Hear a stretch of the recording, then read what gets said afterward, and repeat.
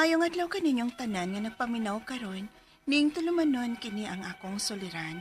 Ilabi na kaninyo Dr. Rene Obra o Attorney Elaine Bathan. Ingon man sa mga artista nga maghatag og kinabuhi ning akong suwat suliran. Tawgalan ko ninyo sa pangan nga Michelle, hingkod ang pangidaron, single, itago na lang sabang akong address. Punto legal kining akong suliran, kabahin kini sa yuta sa akong uyuan, nga gipangan pa niya sa iyang igsuon sab nga wa nila gamita. Apan, may nagpuyo ining yutaa karon, aron inyo hisabtan, ingon ining mga panghitabo.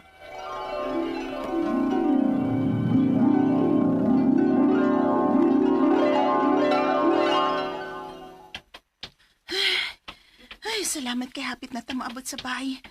Wasab gyud miagi nga sikat og habal-habal, oy, aron kasakay unta tama. Makarga ning atong kinumpra. Kay gutom na gyud kay ay. Masugid ni nakalaay aning atong dapit, oy, kay sudlunan kaayo. Ay, kung musugot pa lang lagi unta ka, nga ato taagi sa pikas iskena, kay mas dool unta to diri sa ato. Adto gyud dito atong lugar nga baho kaayo. Kaysa man ang nagpuyo anang lutiha, oy, nga wa man gyud nila limpyuhin ang ilang luna, ma. Buro maghihimo nilang basurahan, baho kay, oy. Ay, kay bao ka ba nga yuta na sa imong uyuan? Ha? Unya? Ngayon di man sila ang namuyo. Ay, Michelle, sa bahay na ta mag-istorya. Kay kutas nga magtabi ning lakaw pa ta. Napatay gipasaan nga karga. Nga init pa gyud kaayo. Ay, salamat niya na kita sa tambay, ma. Grabe inita, oy. Kasingot, oy. Ay, hala pagilis dito og ugang nga sinina, Michelle. Unya naman yung pahuway sa ko. Ginawas ako. Kakutas.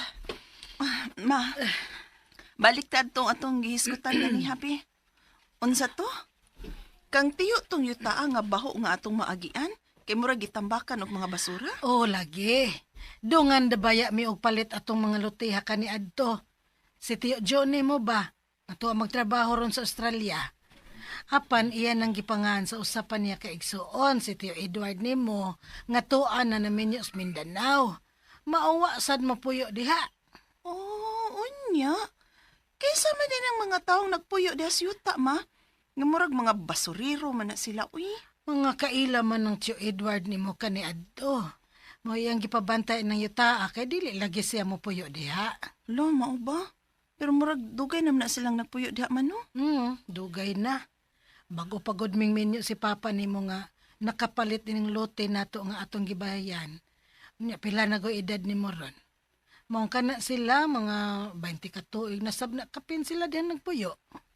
O gyud gani makalimpyo-limpyo man lang sluna ni Tiyo. Gihimo man hinoong basurahan. Mura na gina sila'y tag-iya diha. Ki ang duha ko kaigsuon nga mo itag-iya ana. Wa masay interes nga mapuyo go diha. Siya nga na yutaa, ma, uy. Murag yun na inalahian ng yutaa diha kay hugaw kaayo. May paato tong limpyo-limpyuhan, ma. Ay, Michelle. Dita manghilabot na Michelle. Ay, kay dili na ato, Og usap pa. Wata kahibaw kung unsay kasabutan nilang Edward og sa nagpuyo, ana. Murag mga burukin to rabasad ng nagpuyo diha. Mga maldito. Ha?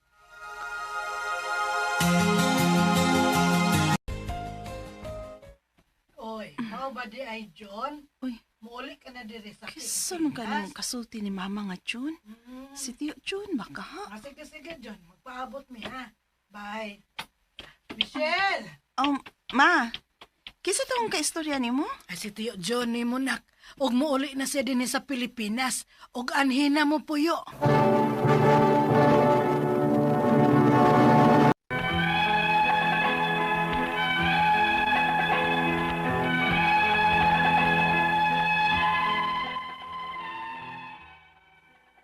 Dugay na nagbase sa gawas ang akong uyuan, kay dito na magtrabaho. O karon nga idara na siya, gusto na siyang mupauli din sa Pilipinas for good, og anhin na mo retire. Unya? Tiyo, paamin ako. Uy, kinsa naman ni siya nga pagkabata? Bata naman. Dalaga ka naman na Inday. Si Michelle bitaw ko, Chu. Uy, mao ni si Michelle. Wibina? Oh, taon, dagan na. Unsaong hagbayan na itong katapusan nimong pauli din ha? Mao lagi. Usa ba gutong tuigagot? Magagmay pa kainis sila. Ani na ka mo puyo din hityo? Di na ka mo pauli sa gawas, aw mo balik di ay? Dili na, day. Dili na. Alaay kay puyan ang gawas, oy. O niya, saman nimo planong mo puyo, John? Na, kini na ba among bahay, gamay rabaya ni, ug dili konkreto.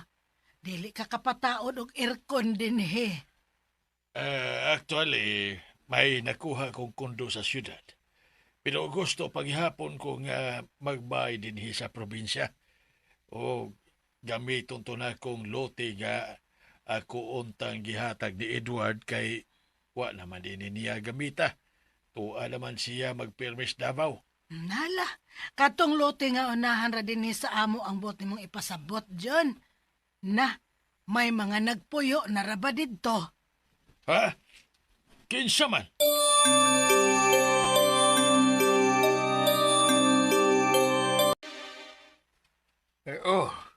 Kami ang gipapuyo ni Dong Edward din Iya maning yuta. Pero ako ang nagpalit ini, Noy. Gipangan ko lang ni niya kay ako lagi unta ni nga ihatag niya. Apan, wa man niya gamita. Mao nga ako na lang ang mugamit ini. Kung sa may buot mong ipasabot ron ha. Patukuran ko nigbay, Noy. Kay anin ako mupuyo. Ug unta, magkasabot mo nga papahawaon na tamo din Unsa? Kinsa kang yan nga mapapahawa na mo din ha? Nanaaman ko'y waiver of rights ani. Unsa? Doon na may kasabutan ni Dong Edward ani. Nga way makayano-yano na mo papahawa din sa iyang yuta. Kung papahawaon min ninyo din naaba mo'y kapabalhinan na mo. Ha? Ako pa man hinoon Unsa naman Ako paghapon problema kung asa mo mamalhin. Okay, ikaw may mo papahawa na mo. Unsa? Jo, uli sa tas amo na kay medyo init naman.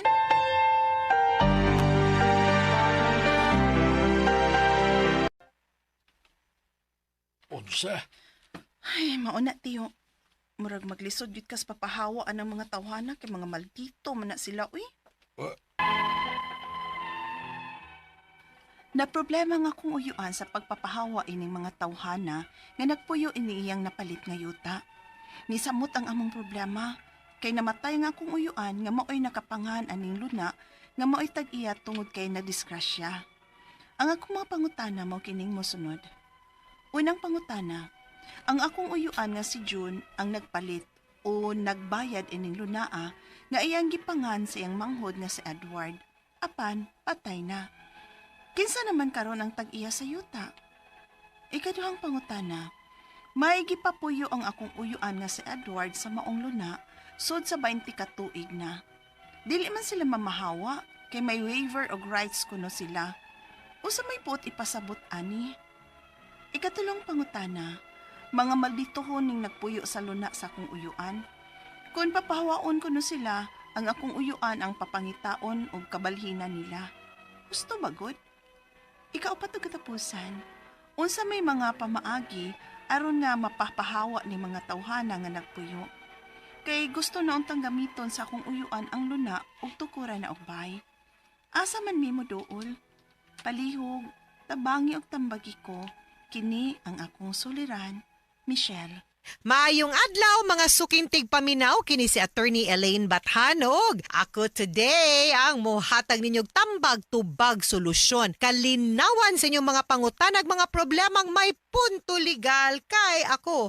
Usa ka bar passer, licensed certified abogada, juris doctor ang tawag sa amua plus masters pagyod. Pero sa mga punto medical nga mga pangutana of course, Dr. Rene Obra no to the rescue mo na ay namo pagdugay, ipadala ang inyuhang suwat sa suliran_612@yahoo.com or sa ato ang Facebook account nga kini ang akong suliran official writers page. Pwede sad atong ipadala sa 3rd floor, Jose R. Martinez Building, Osmeña Boulevard, Cebu City. Lain-lain, klase-klase yun ang pamaagi. Guys, amo ang gihatag ninyo, hangyo lang namo gamay. Number 1, palihugtag kumpleto sa mga detalye, hinungdan, sinugdanan, anang inyong mga pangutanag, mga problema para mas klaro nindot ang inyuhang life story ug drama nga mapaminaw plus mas comprehensive pud ang amo ang mahatag nga tambag ug tubag anang inyong mga pangutana. Kay even if moingon ko nga mo ni Article 1 sa balaod, no, ang ato ang mahatag nga tambag di man gyud necessarily kabahin lang gyud anang balaod pod. No nya magdepende man sad gyud na pod from letter to letter, ha? And mo appreciate pod mi guys kung sa inyong suwat isulti ninyo og taga-asa mo ug di mo gusto nga among i-announce kung kinsa gyud ang ato ang letter sender, ang full name i-alias raman sad na nato, so palihog lag note pod din ha. Ganahan sa mi makibaw uy og taga-asa mo kibaba mo nga ang ato ang programa maabot tag Luzon, Visayas, Mindanao ya tungod sa ato ang YouTube ug sa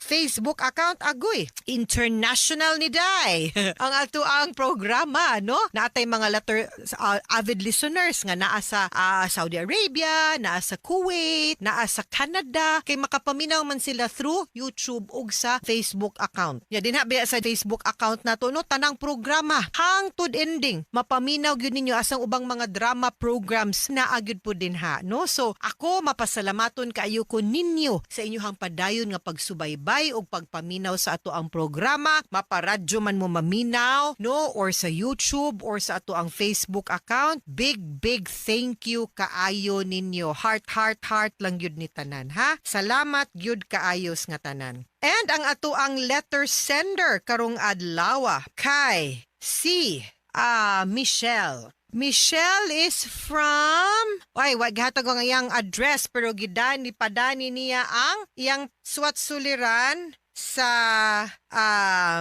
official writers page nato, no? So ato alang gyud ng respetuhan po og taga-asa siya, but punto legal ang iyahang pangutana and naa ni yuta ang iyahang uyuan nga naa nakapangalan sa iyahang igsuon. Nya wa na pod nila gamita. Pero naay nagpuyo atong yuta so medyo naghimo na medyo na complicated slide. No, nya base sa kanang drama murag nag-issue na hinuon sa pagpapawa sa yuta, no? So, ang unang pangutana, ang iyahang uyuan nga si June ang nagpalit or nagbayad sa yuta nga gipangalan sa iyahang manghod nga si Edward. Apan namatay na si Edward. Kinsa man karon ang tag-iya sa yuta? Akong pangutana, si Edward na basic lang gid ni. Kung kinsa ang nakabutang na rehistro sa yuta, maoy tag-iya sa yuta, no? Unless naatay deed of trust nga gibutang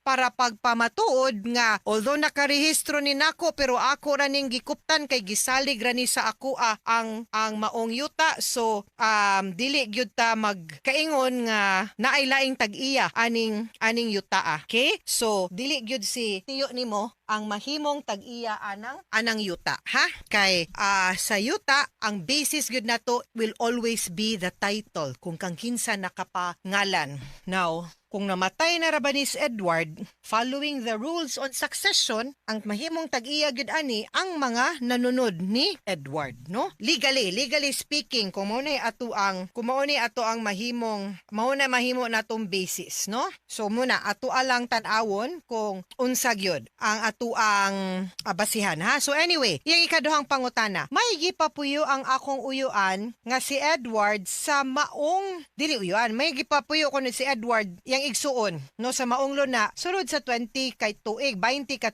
Dili man sila mamahawa kay may waiver of rights kuno sila. Unsa may buot ipasabot ani agoy. So meaning to say dili gyud, no, even if dili man nimo ma-waive ang imuhang katungod sa yuta. Meaning to say waiver of rights siguro nga gipapuyo sila and gitolerate ang ilahang pagpapuyo diha. Pero dili gyapon nimo sila ingon nga kay abi ni waive ka, meaning to say ning sugot ka ning uyon ka sa pagpapuyo nila, nawa na ang imuhang katungod isip tag-iya anang yutaa. That is not what it actually means when you say waiver of rights. Because rights, although may be waived, pero kung contrary siya to law, public order, public good or customs, di man na siya valid. No? Unyang imuhang katungod sa yuta, di man na nila pwede i-waive or ikuha from you. Mabalhin lang siya kung maimong ibaligya, imong ihatag or donate, or kung mamatay ka kay mapunta sa imong mga iridero.